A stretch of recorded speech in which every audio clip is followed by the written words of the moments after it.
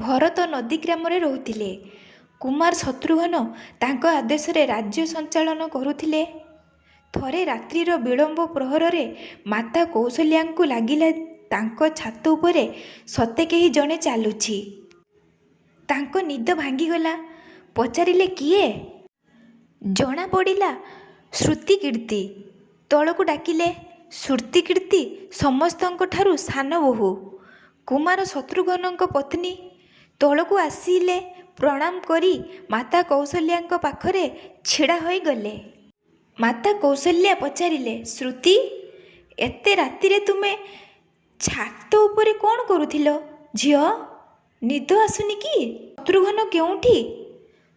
ଶ୍ରୁତିକୀର୍ତ୍ତିଙ୍କ ଆଖି ଲୁହରେ ଭିଜିଗଲା। କାନ୍ଦି କାନ୍ଦି କୌଶଲ୍ୟାଙ୍କ କୋଳରେ ଲୋଟିଗଲେ।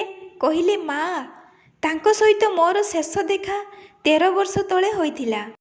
ଓଃ! ଦୁଃଖରେ ଫାଟି ପଡ଼ିଲା କୌଶଲ୍ୟାଙ୍କ ହୃଦୟ।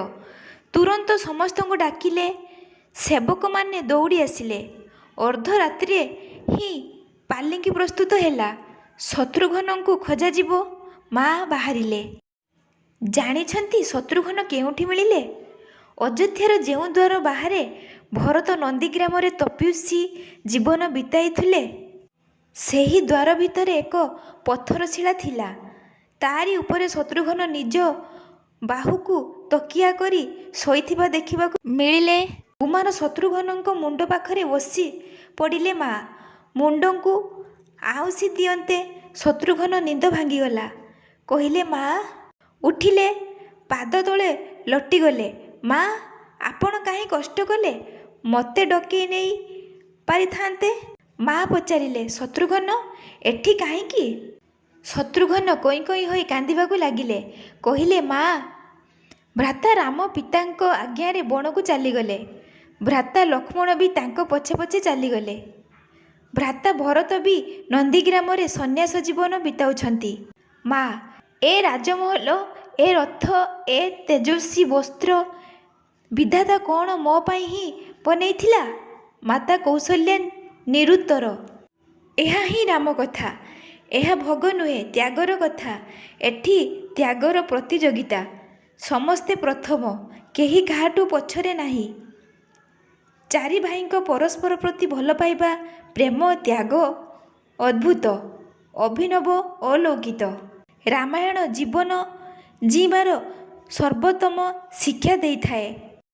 ଭଗବାନ ରାମଙ୍କୁ ବନବାସ ହେଲା ତ ତାଙ୍କ ଧର୍ମପତ୍ନୀ ମା ସୀତା ସହସ୍ର ବନବାସ ସ୍ୱୀକାର କରି ନେଲେ। ବାଲ୍ୟକାଳରୁ ରାମଙ୍କ ପଛରେ ଦୌଡ଼ିଥିବା ଅନୁଜ ଲକ୍ଷ୍ମଣ କେମିତି ରାମଙ୍କଠାରୁ ଦୂରେଇ ଯାଇଥାନ୍ତେ? ଲକ୍ଷ୍ମଣ ମାତା ସୁମିତ୍ରାଙ୍କଠାରୁ ତ ବନଗମନର ଆଜ୍ଞା ନେଇ ହିଁ ସାରିଥିଲେ। ପରନ୍ତୁ ପତ୍ନୀ ଉର୍ମିଳାଙ୍କ କକ୍ଷ ଆଡ଼କୁ ଅଗ୍ରସର ହେଉଥିବା ବେଳେ ମନେ ମନେ ଭାବୁଥିଲେ, ମା ତ ଆଜ୍ଞା ଦେଇଦେଲେ, ହେଲେ ଉର୍ମିଳାଙ୍କୁ କେମିତି ବୁଝେଇବି, କ'ଣ କହିବି? ଏମିତି ଭାବୁ ଭାବୁ ଯେମିତି ନିଜ କକ୍ଷରେ ପହଞ୍ଚିଛନ୍ତି, ଦେଖିଲେ ଉର୍ମିଳା ହାତରେ ଆରତି ଥାଳି ଧରି ଦଣ୍ଡାୟମାନ। କହିଲେ, ଆପଣ ମୋ ଚିନ୍ତା ଛାଡ଼ନ୍ତୁ, ପ୍ରଭୁଙ୍କ ସେବା ପାଇଁ ବଣକୁ ଯାଆନ୍ତୁ। ମୁଁ ଆପଣଙ୍କୁ ରୋକିବି ନାହିଁ। ମୋ ଯୋଗୁଁ ଆପଣଙ୍କ ସେବାରେ କୌଣସି ବାଧା ନ ଆସୁ, ସେଥିପାଇଁ ଆପଣଙ୍କ ସାଥିରେ ବନକୁ ଯିବାକୁ ଜିଦ୍ ବି କରିବିନି। ଲକ୍ଷ୍ମଣଙ୍କୁ କହିବାକୁ ସଂକୋଚ ଲାଗୁଥିଲା, ପରନ୍ତୁ ତାଙ୍କର କିଛି କହିବା ପୂର୍ବରୁ ହିଁ ଉର୍ମିଳା ତାଙ୍କର ସମସ୍ତ ଦ୍ୱିଧା ଦୂର କରିଦେଲେ। ବାସ୍ତବରେ ଏହା ହିଁ ପତ୍ନୀର ଧର୍ମ। ପତିର ମନ କଥା ଜାଣି ସଂଶୟ ଦୂର କରିଦେବା ହିଁ ଆଦର୍ଶ ପତ୍ନୀର କର୍ତ୍ତବ୍ୟ। ଲକ୍ଷ୍ମଣ ତ ରାମଙ୍କ ସହିତ ବନ ଗମନ କଲେ, ପରନ୍ତୁ ଉର୍ମିଳା 14 ବର୍ଷ କାଳ ଜଣେ ତପସ୍ୱିନୀ ଭଳି ଜୀବନଯାପନ କଲେ। ବଣରେ ଭାଇ ଭାଉଜଙ୍କ ସେବାରେ ବ୍ରତୀ ଲକ୍ଷ୍ମଣ କେବେ ଶୋଇ ନଥିଲେ, ପରନ୍ତୁ ଉର୍ମିଳା ବି ନିଜ ମହଲର ଦ୍ୱାର କେବେ ବି ବନ୍ଦ କରି ନଥିଲେ।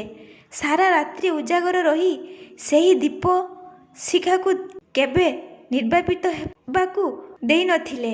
ମେଘନାଦ ସହିତ ଯୁଦ୍ଧରେ ଲକ୍ଷ୍ମଣଙ୍କ ଶକ୍ତି ଭେଦ ହେଲା। ହନୁମାନ ମୃତ୍ୟୁ ସଞ୍ଜୀବନୀ ସନ୍ଧାନରେ ଯାଇ ପାହାଡ଼ ନେଇ ଫେରୁଥିଲେ। ବାଟରେ ଅଯୋଧ୍ୟା ଉପର ଦେଇ ଗଲାବେଳେ ଭରତ ତାଙ୍କୁ ରାକ୍ଷସ ଭାବି ବାଣ ଚଳେଇ ଦେଲେ। ଆଘାତପ୍ରାପ୍ତ ହନୁମାନ ତଳେ ଓଲଟେଇ ଯାଆନ୍ତି। ହନୁମାନ ସାରା ବୃତ୍ତାନ୍ତ ଶୁଣାନ୍ତି। ସୀତାଙ୍କୁ ରାବଣ ନେଇଯାଇଛି। ଇନ୍ଦ୍ରଜିତ୍ ସହିତ ଯୁଦ୍ଧରେ ଲକ୍ଷ୍ମଣ ମୂର୍ଚ୍ଛିତ।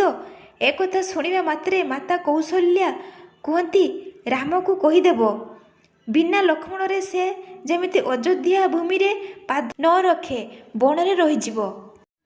ମାତା ସୁମିତ୍ରା କୁହନ୍ତି, ରାମଙ୍କୁ କହିବ, ଚିନ୍ତା କରିବାର କୌଣସି କାରଣ ନାହିଁ। ଏବେ ବି ଶତ୍ରୁଘ୍ନ ଅଛି। ମୁଁ ତୁରନ୍ତ ତାଙ୍କୁ ପଠାଉଛି। ମୋର 2 ପୁଅ ରାମ ସେବା ପାଇଁ ହିଁ ତ ଜନ୍ମ ହେଇଛନ୍ତି। ମାଆମାନଙ୍କର ପ୍ରେମ ଦେଖି ହନୁମାନଙ୍କ ଆଖିରୁ ଅଶ୍ରୁଧାରା ବୋହି ଚାଲିଥାଏ।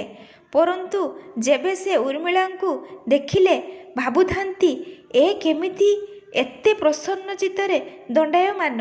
କ'ଣ ୟାଙ୍କ ପତିଙ୍କ ଜୀବନରେ କୌଣସି ଚିନ୍ତା ନାହିଁ?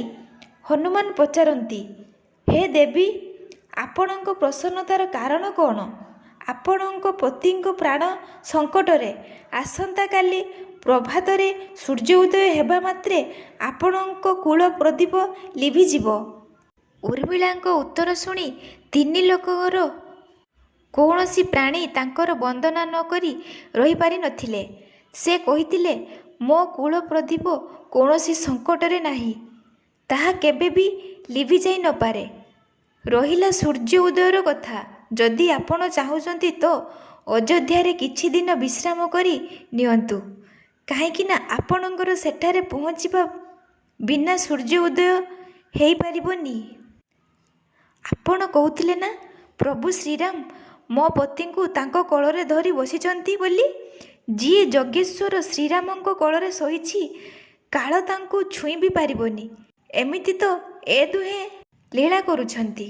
ମୋ ପତି ଯେବେଠୁ ବଣକୁ ଗଲେଣି, ସେବେଠୁ ଶୋଇ ନାହାନ୍ତି। ସେ ନ ଶୋଇବା ପାଇଁ ପ୍ରତିଜ୍ଞା କରିଥିଲେ। ସେଥିପାଇଁ କିଛି ସମୟ ବିଶ୍ରାମ ନେଇଛନ୍ତି। ଯେବେ ଭଗବାନଙ୍କ କୋଳ ମିଳିଗଲା, ବିଶ୍ରାମ ଟିକେ ଅଧିକ ହୋଇଗଲା, ସେ ଉଠିଯିବେ। ଶକ୍ତି ମୋ ପତିକୁ ଲାଗି ହିଁ ପାରିବନି। ତାହା ରାମକୁ ହିଁ ଲାଗିଛି। କାରଣ ମୋ ପତିଙ୍କ ସମସ୍ତ ଶ୍ୱାସରେ, ହୃତ୍ସ୍ପନ୍ଦନରେ, ଲୋମକୂପରେ, ପ୍ରତ୍ୟେକ ରକ୍ତବିନ୍ଦୁରେ ରାମ। ଯେହେତୁ ତାଙ୍କ ଶରୀରରେ, ଆତ୍ମାରେ ରାମ ହିଁ ରାମ, ତେବେ ଶକ୍ତି ରାମକୁ ହିଁ ଲାଗିଥିବ। ଯନ୍ତ୍ରଣା ରାମକୁ ହିଁ ହୋଇଥିବ। ତେଣୁ ହେ ହନୁମାନ, ଆପଣ ନିଶ୍ଚିତ ହୋଇଯାଆନ୍ତୁ। ଆପଣ ନ ପହଞ୍ଚିବା ପର୍ଯ୍ୟନ୍ତ ସୂର୍ଯ୍ୟ ଉଦୟ ହେଇ ହିଁ ପାରିବନି। ରାମ ରାଜ୍ୟର ମଜବୁତ ସ୍ତମ୍ଭ ଜନକ ରାଜାର ଝିଅମାନେ ହିଁ ଥିଲେ। କେବେ ସୀତା ତ କେବେ ଉର୍ମିଳା, କେବେ ଶ୍ରୁତିକୀର୍ତ୍ତି। ଭଗବାନ ରାମ ତ କେବଳ ରାମରାଜ୍ୟର କଳସ ସ୍ଥାପନା କରିଥିଲେ। ପରନ୍ତୁ ପ୍ରକୃତ ରାମରାଜ୍ୟ ତ ଏଇ ସଭିଙ୍କ ପ୍ରେମ, ତ୍ୟାଗ, ସମର୍ପଣ, ବଳିଦାନରେ ହିଁ ସ୍ଥାପିତ ହୋଇଥିଲା। ବନ୍ଧୁଗଣ, ଆମର ଏଇ ସଂସ୍କୃତି ପାଇଁ ଆମେ ଗର୍ବିତ। ଜୟ ଶ୍ରୀରାମ।